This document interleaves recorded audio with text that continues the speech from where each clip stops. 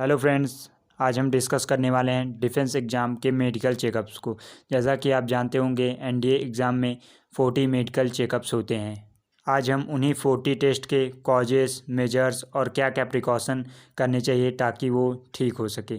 क्योंकि जैसा आप जानते होंगे कि अगर आप 40 मेडिकल चेकअप्स में क्वालिफाई होंगे तभी आप एलिजिबल हो पाएंगे finally Indian army, Indian air force के लिए। पहला है नीटनेस एंड क्लीननेस। आपका हेयर कट प्रॉपर होना चाहिए। जो नोज़, ईयर्स, अंडर आर्म्स हैं ये सभी क्लीन और नीट होने चाहिए। आपकी एज 16.5 से 19.5 साल होनी चाहिए एनडीए के लिए। जो आपकी मिनिमम हाइट होनी चाहिए इंडियन आर्मी के लिए 157 सेंटीमीटर, वहीं एयरफोर्स के लिए 162.5 सेंटीमीटर्स।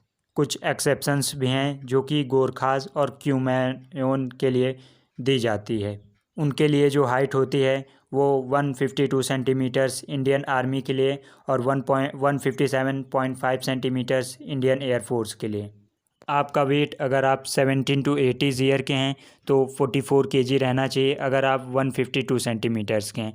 वहीं अगर आप 155 सेंटीमीटर के हैं तो 45.3 केजी रहना चाहिए। अगर आप 157 सेंटीमीटर के हैं तो 47 केजी रहना चाहिए। ये 17 टू 18 ईयर्स के लिए और सभी के लिए आप देख सकते हैं अपने हाइट और वेट। क्योंकि अगर आपका एज 17 से कम है तो आपको हाइट में कम भी है तब पर भी आपको एलिजिबल कर दिया जाता है।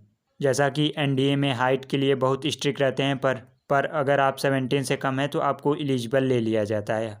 वहीं अगर आपका वेट 5.6 केजी ज़्यादा या कम है तब पर भी आपको कंसीडर कर लिया जाता है। जो आपका चेस्ट मेजरमेंट रहना चाहिए वो पूरी फुली रहे तब 81 सेंटीमीटर से कम नहीं होना चाहिए। चेस्ट एक्सपेंड करने के लिए आप पुशअप्स या स्ट्रेचिंग एक्सरसाइजेस कर सकते हैं। अगला है नॉक नी, जो कि ओवरवेट बॉडी और बैलेंस डाइट की वजह से हो जाता है। ये विटामिन डी, कैल्शियम और फास्फोरस की कमी से होता है। अगर आप पद्मासन और गोमुख आसन करें तो आपका ये नॉक नी प्रॉब्लम ठीक हो सकता है।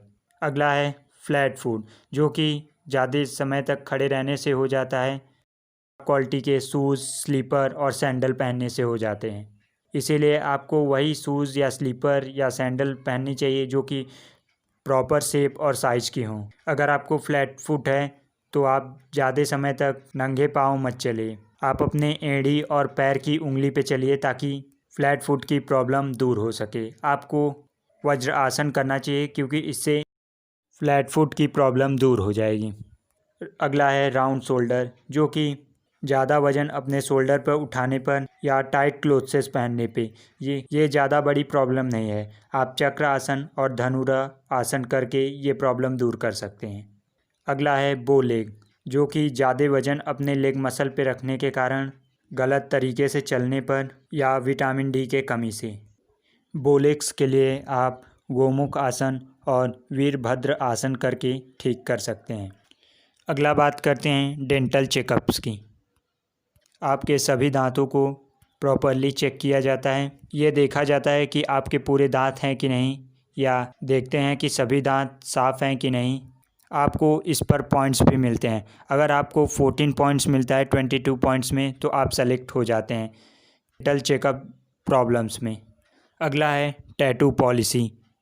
वैसे तो टैटू अलाउ नहीं है, पर अगर आपकी बैक ऑफ पाम या इनर आर्म में है तब कोई प्रॉब्लम नहीं है, पर अगर टैटू ना हो तो ज़्यादा अच्छा रहता है।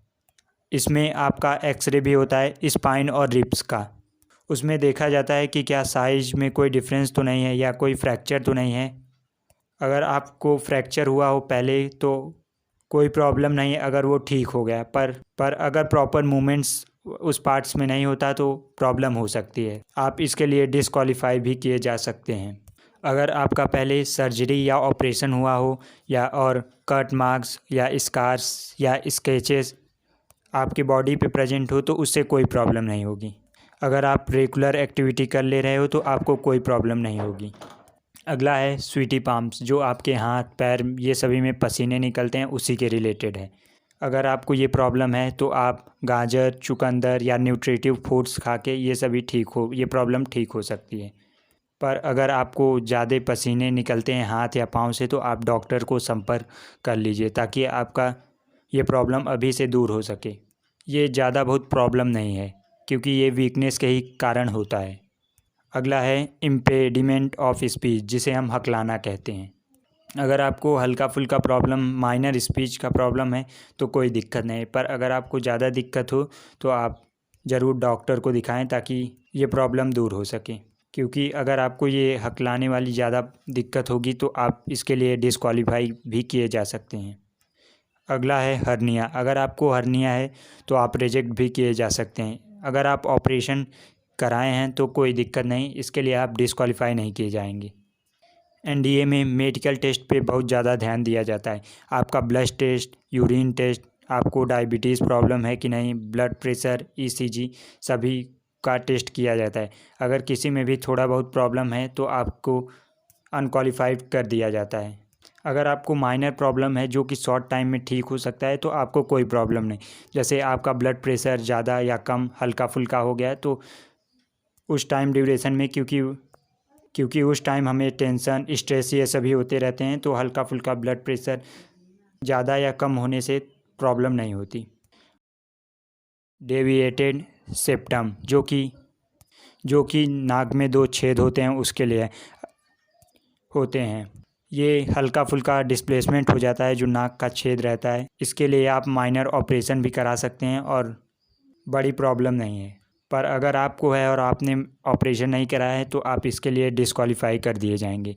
अगला है विज़न। अगर एक आँख का विज़न 6/6 और दूसरे आँख का 6/9 भी है तब पर भी चलेगा।